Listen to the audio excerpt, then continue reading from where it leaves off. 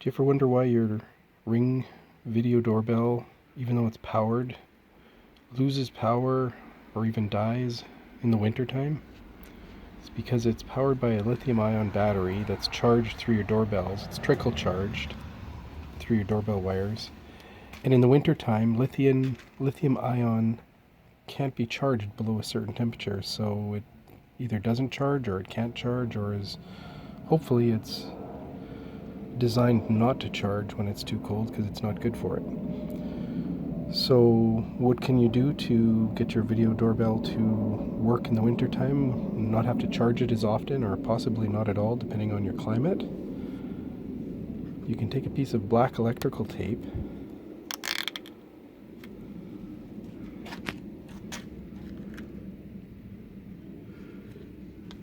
cover the top. That's where the motion sensor is. So it won't detect motion anymore, but if it's not detecting motion, it's not using the Wi-Fi and it's not trying to transmit. So your battery will last a lot longer. Hopefully it'll get you through that cold snap and you'll be able to use your camera when you need it. So hope that helps you out. Talk to you later.